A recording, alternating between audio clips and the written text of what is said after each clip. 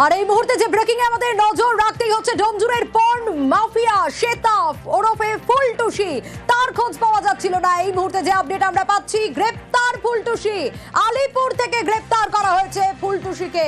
আরো একবার জানাবো যে আপডেট আমরা পাচ্ছি তাতে গ্রেপ্তার করা হয়েছে ফুলটুসিকে, আলিপুর থেকে গ্রেপ্তার। আমরা দেখেছিলাম যে শনিবার কীর্তিবাসের পর থেকেই বেপাত্তা ছিলেন ডোমজুড়ের এই পর্ন মাফিয়া শ্বেতা ওরফে ফুলটুসি।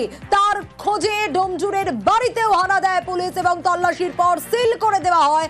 বাবার বাড়িতে অভিযান চালানো হয় এবং সন্ধ্যে অবধি যে আপডেট আমরা পাচ্ছিলাম ফুলটুসি ফেরার, কিন্তু এবার যে আপডেট উঠে আসছে ফুলটুসির ছেলে পুলিশের জালে আরিয়ান এবং এবার ফুলটুসিকেও জালে পেল পুলিশ।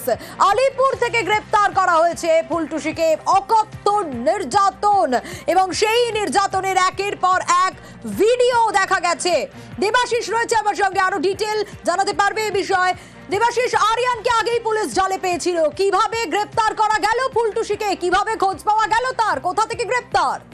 দেখো একেবারেই কিন্তু নাটকীয় ভাবে যে পরপর লিঙ্ক গুলো পুলিশ পেয়েছিল, সেই লিঙ্ক গুলোকে কাজে লাগিয়েই প্রথমেই শ্বেতা খানের মেয়ে, অর্থাৎ 14 বছরের সেই মেয়ে, তাকে গ্রেপ্তার হয়। তার মোবাইল নাম্বার ট্র্যাক করেই প্রথমে পাওয়া যায় হচ্ছে আরিয়ান। কিন্তু এই আরিয়ানের সঙ্গে বারবার শ্বেতা খান তার মোবাইল নাম্বার চেঞ্জ করে একাধিক জায়গা থেকে ফোন করছিল।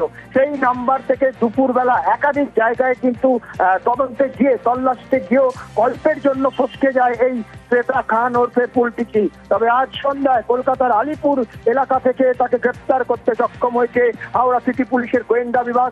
ইতিমধ্যেই তাকে নিজেদের হেফাজতে নিয়েছে পুলিশ, নিয়ে আর কিছুক্ষণের মধ্যেই ডোমজুড় থানা সেখানে নিয়ে আসছে। গোয়েন্দা বিভাগ এবং ডোমজুড় থানার সফল একদিনের অভিযান। গতকাল রাত থেকে যে অভিযান শুরু হয় তার 24 ঘন্টা এই অভিযানের মধ্যে কিন্তু এই ঘটনার সঙ্গে সরাসরি ভাবে যুক্ত 3 জনকে গ্রেপ্তার করতে পারলো হাওড়া সিটি পুলিশের আধিকারিকরা। এই মুহূর্তে শ্বেতা খানকে নিয়ে হাওড়ার দিকে নিয়ে আসছে পুলিশ।